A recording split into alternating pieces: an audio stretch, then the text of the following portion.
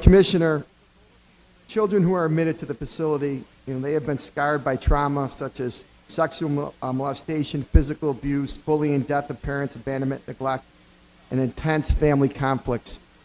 I know you don't make this decision easy, but I have to ask these questions, which are really important going forward.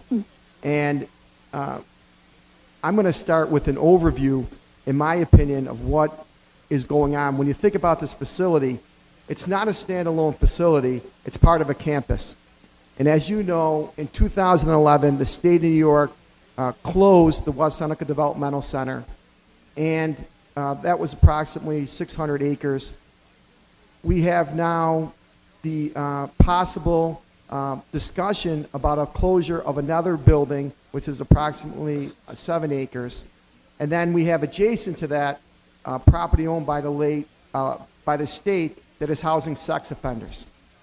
My brother spent 25 years at the West Seneca Developmental Center. I spent Saturdays and Sundays there, birthdays. It was a beautiful place. But in 2011, based on the Olmsted decision with the integration of people with special needs into the community, it was decided that people would be out. There were formal meetings back in those days, back in 2011. They talked to the community, and it's 2015. Let me tell you the story about the West Seneca Developmental Center, and I'm going to look into the future a couple years of what's going to happen if this facility is closed in West Seneca. I did read your letter. Thank you for meeting with me in Albany. But what concerns me is that the state of New York has essentially abandoned the West Seneca Developmental Center. We have 38 buildings there. Right now, there is not a plan.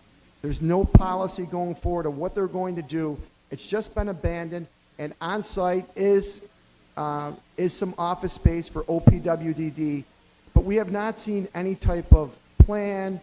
So for me, what is going to happen to this building that has been there for such a long time? I just want to start with that. I took a tour of that facility, broken windows, abandoned property, in a very nice part of our community in West Seneca, New York.